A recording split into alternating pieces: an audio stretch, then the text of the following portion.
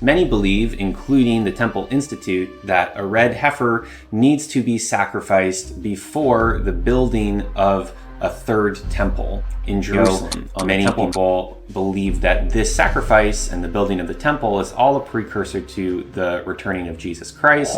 We've developed the ability to destroy and explode ourselves at basically an instant or within a few minutes.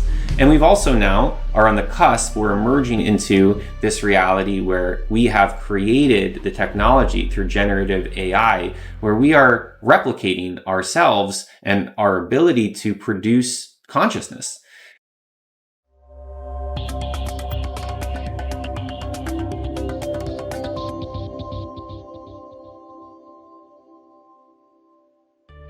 Hey everybody, it's Gabe again with Woven Wings, and I'm excited to be making you a video today about a piece of exciting news, sensational news that's been making the rounds on the internet, which is the possibility that a red heifer will be sacrificed by the Temple Institute in Jerusalem prior to or during this year's Passover, sometime in the next couple weeks.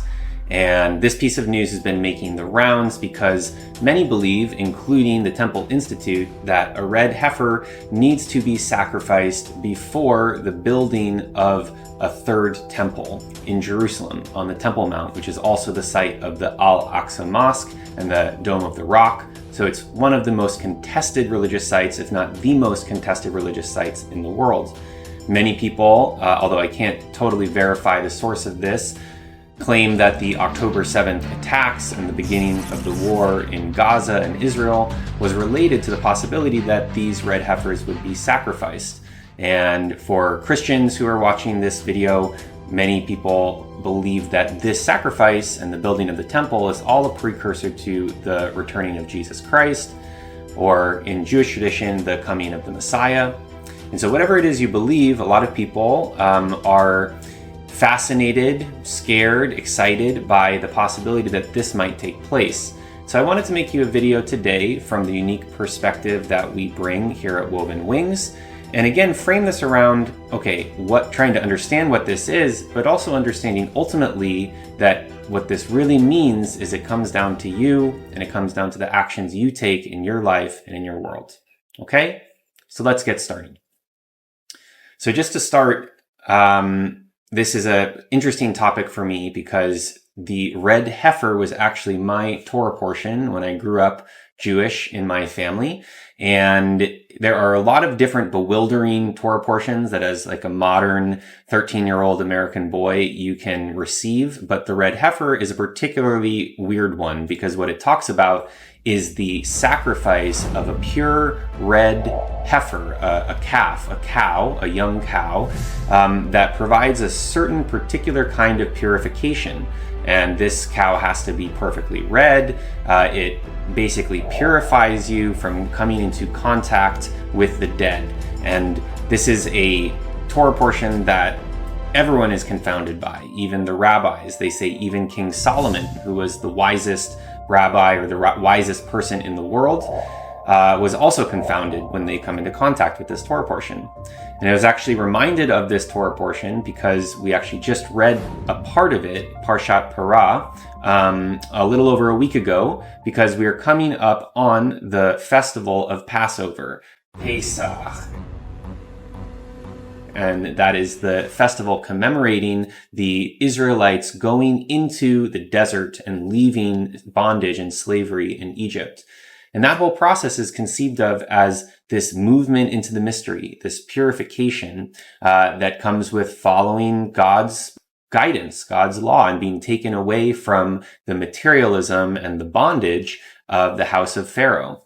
And so we read about that Torah portion at Shabbat in the lead up to Passover as a way of purifying ourselves, connecting with this idea of what does it mean to come into a purified state.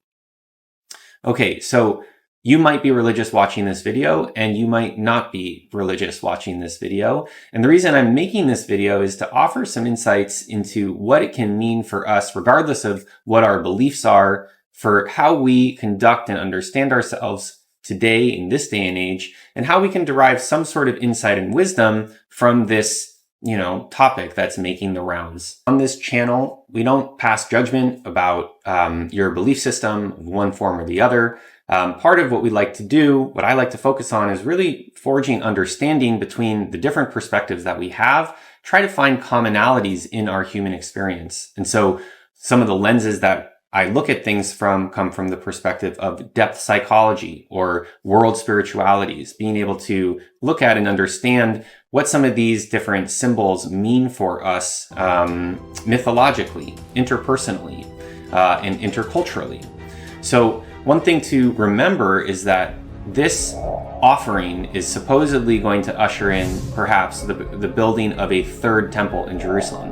But we need to remember that the second temple, which was destroyed 2,000 years ago, around the time of Jesus, and the destruction of Jerusalem at the hands of Rome, that created a great transformation in religious life of that day. And one of the things that took place within the Jewish faith is it moved from a religion that was based on sacrifices that took place in this temple, and it transformed into something that had to travel.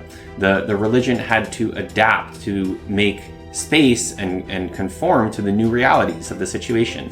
And one of the things the rabbis did there is they replaced the sacrificial altar that existed in that temple with your dining room table, with everyone's dining room table. And really the message there is that, look, this all used to transpire in this one way, and perhaps it will do that again at some point in the future.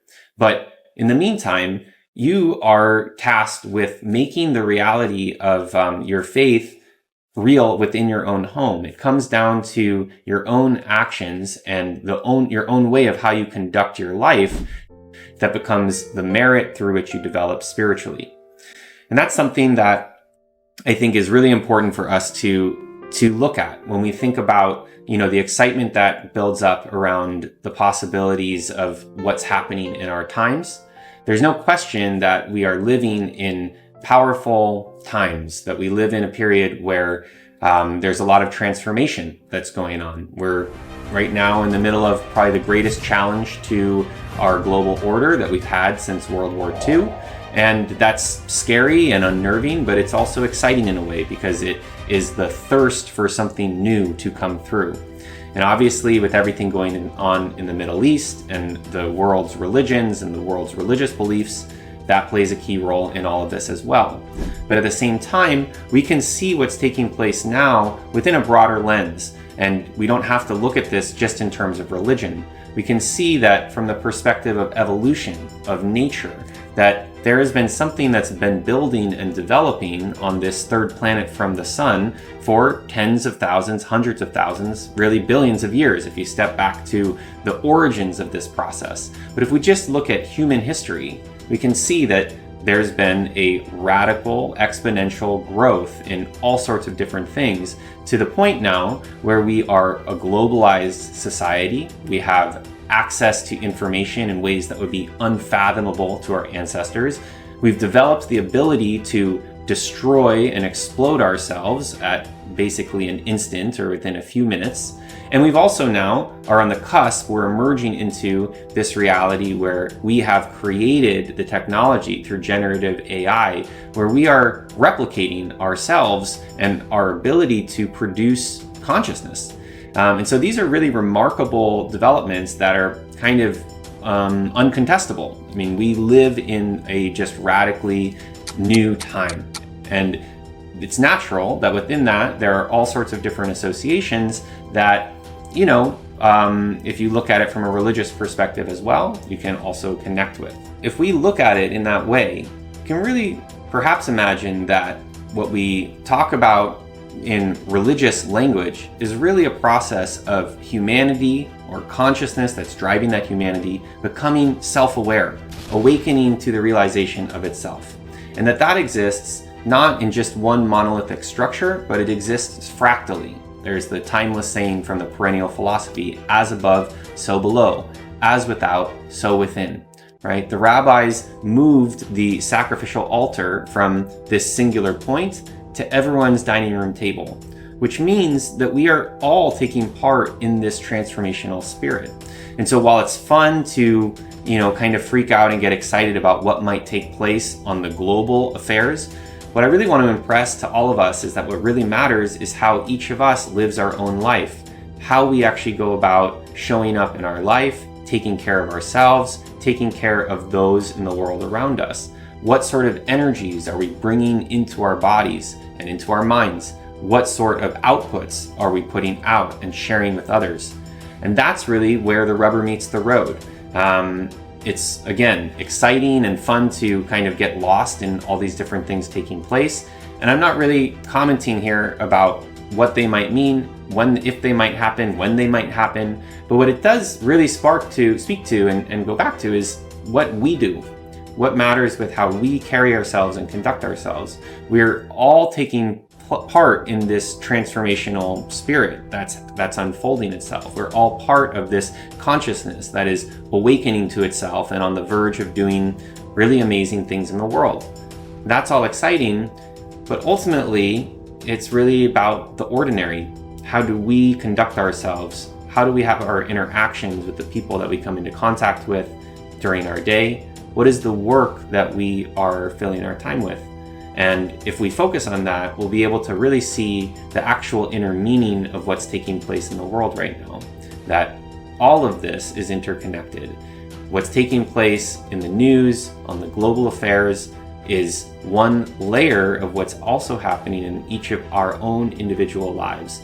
And if we are able to open to that, then we can relate to something like the Red Heifer and the possible sacrifice and everything that's happening through the lens of our own purification, our own movement into the wilderness to be drawn away from our own egotism, our own superficiality, and into a deeper engagement with the mysteries of life, with the beauty of nature, and the power of the mystery of what possibly awaits us on the other side of that adventure.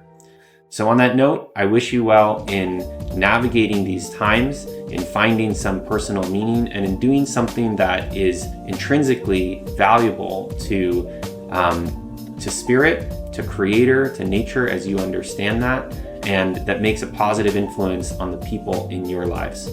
So with that, I'm wishing you the best. I hope you have a great couple weeks as we lead up to Passover and this significant time that's happening in the world. Thanks for tuning in, and I'll see you next time. If you like our shows, please subscribe to our channel, share it with a friend, leave us a comment, and let us know what you think about all this, and we'll pick up the conversation from there. All right, take care.